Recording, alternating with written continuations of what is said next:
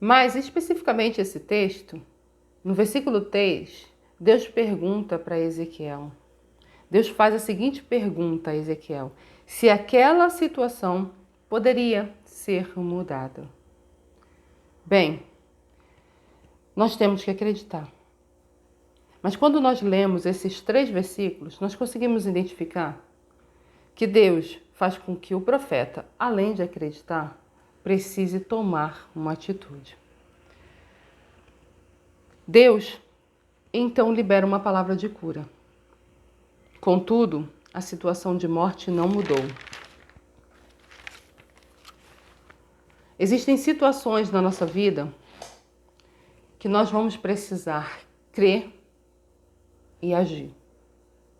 Aqui Deus estava perguntando para Ezequiel, testando se Ezequiel acreditava, mas também estava exigindo uma postura de Ezequiel. Deus havia liberado a cura. A palavra de cura já tinha sido liberada. Então por que aqueles ossos não tinham voltado a ter vida? Por que tinha que naquele momento ser necessário que, além de crer, Ezequiel precisasse tomar determinadas atitudes? E é isso que, às vezes, alguns milagres, algumas curas, algumas situações nas nossas vidas não mudam. Porque cremos em Deus, dizemos que cremos em Deus, mas não fazemos a nossa parte. Deus tinha um milagre para fazer e demonstrar a grandeza dele para Ezequiel. Mas era necessário que Ezequiel fizesse a parte dele. Primeiro, Ezequiel precisava caminhar no meio de uma situação onde não havia esperança. Segundo, Ezequiel precisava profetizar. Quantas vezes nós não caminhamos porque perdemos a fé? Quantas vezes fechamos as nossas bocas? Tudo porque acabamos desanimando. Mas não vamos continuar. Enquanto ficar parado, acreditando que Deus vai mudar essa situação de vale na sua vida, e não fizer nada para que isso mude, a cura não vai acontecer. Bem, eu convido você hoje a parar para pensar nisso.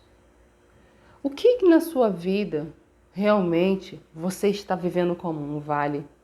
E que você até acredita que Deus pode mudar, mas até agora você não fez o que era necessário para que isso viesse a acontecer. O que são vales ossos secos? Vamos continuar? Bem, vale é tudo aquilo que cheira mal. Não tem esperança. O que hoje cheira mal na sua vida? É o seu casamento? É o seu filho? O que cheira mal é as suas finanças? Ou você está enfrentando alguma enfermidade? O que cheira mal é o que está dentro de você e que só Deus vê? O que está cheirando mal? O que precisa ter o milagre de Deus na sua vida? O que o Espírito precisa soprar? Qual é a área da sua vida que o Espírito precisa soprar a vida para que você possa experimentar da cura do Senhor? Bem, para que Ezequiel pudesse experimentar essa experiência que ele passou com Deus, ele precisou andar em meio ao caos. Ele precisou caminhar onde não havia esperança. Ele precisou tomar atitude. E nós vamos aprender quais são as atitudes que Ezequiel tomou para que a cura de Deus viesse sobre sua vida. Então vamos lá. Primeiro, se levante e caminhe, mesmo quando não há esperança. Ezequiel caminhou no local onde não havia esperança.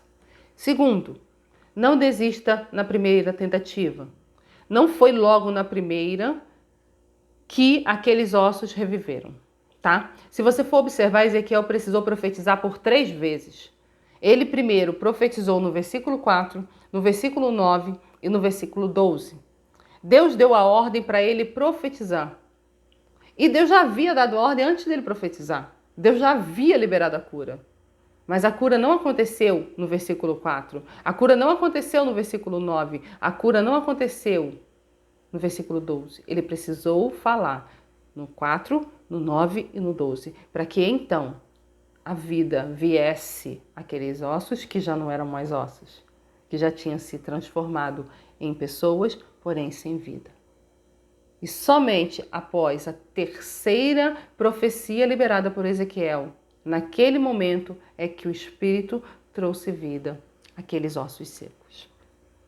Então será por quê que foram necessárias 3 palavras proféticas liberadas? Não é possível que Deus não poderia, na primeira palavra profética, ter liberado vida por aqueles espíritos, para aqueles ossos. Por que será? Quando eu penso nisso, eu começo a imaginar a minha própria vida. Se Deus, naquele momento, num determinado momento da minha vida, viesse e fizesse milagre, eu simplesmente falasse, acreditasse e acontecesse imediatamente. Parece assim que não tem uma magia, né? Seria bom, mas assim, será que a gente daria o valor devido? Às vezes a gente precisa insistir um pouco mais. É como um processo na vida da gente. Se Deus fizer um milagre logo na primeira tentativa, algumas vezes ainda não estamos maduros o suficiente para realmente tomar posse daquele milagre ou daquela bênção na nossa vida. Então precisamos amadurecer a nossa fé, a nossa caminhada, para que, ao acontecer, nós tenhamos realmente a certeza e a ciência do valor daquele milagre na nossa vida, do valor daquela bênção na nossa vida. Então nem sempre estamos preparados. E por isso precisamos seguir um caminho. Naquele momento eu olho que Ezequiel precisou profetizar por 3 vezes, porque era necessário que Ezequiel experimentasse passo a passo o milagre de Deus na vida dele. Deus podia, na primeira palavra profética liberada por Ezequiel, ter feito o milagre, mas foi necessário 3 palavras proféticas de Ezequiel. Agora, terceiro, arrependa-se do pecado. O pecado cheira mal. E quando estamos em pecado, como o milagre de Deus vai acontecer na nossa vida? Nós somos pecadores, mas não podemos andar em pecado. Se você hoje está em pecado, arrependa-se e volte-se novamente para o Senhor. Agora, vamos entender então, para a gente poder terminar esse vídeo. Traçando um caminho difícil, mas que me leva à cura. Ezequiel traçou um caminho difícil e experimentou níveis de cura na sua vida. E nós vamos entender então quais foram os níveis que Ezequiel experimentou. Ou seja, as 3 palavras proféticas liberadas, o processo que Ezequiel passou para ver o milagre de Deus acontecendo, ele simplesmente experimentou alguns níveis de cura na sua vida. Então vamos lá. No versículo 2, Ezequiel foi restaurada a coragem dele. Bem, Deus restaurou a coragem de Ezequiel, a coragem para caminhar, para prosseguir em meio à falta de esperança, prosseguir em um lugar que havia caos. Não desistir, ele precisava ter coragem para andar por aquele caminho. Se a gente não tiver coragem, a gente não consegue andar por determinados caminhos. Se a gente não tiver coragem, a gente não consegue prosseguir no caminho que Deus muitas vezes nos leva. Aqui nós vemos desde o início que foi Deus que levou Ezequiel para o vale de ossos secos. Não foi um vale qualquer, foi um vale onde só havia morte. Então, se Deus me leva ou me faz prosseguir por um lugar onde não há esperança, eu tenho que ter coragem, porque se eu não tiver coragem, eu não vou conseguir caminhar. Versículo 3, Deus restaurou a fé de Ezequiel. Quando no versículo 3, o Senhor diz assim, Filho do homem, acaso poderão reviver esses ossos? Ezequiel responde, Deus, tu sabes. Então ali naquele momento o Senhor estava restaurando a fé de Ezequiel. Próximo ponto, nós podemos ver a próxima cura vivida por Ezequiel, está no versículo 7.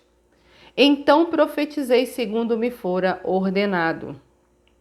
Enquanto eu profetizava, houve um ruído, um barulho de ossos que se batiam contra os ossos e se ajuntaram, cada osso ao seu osso. Olhei, e eis que havia tendões sobre eles, e cresceram as carnes e se estendeu a pele sobre eles, mas não havia neles o espírito. Essa aqui foi a terceira cura experimentada por Ezequiel. Ele foi restaurado à sua voz profética. Quantas vezes falamos, dizemos que acreditamos e nada muda?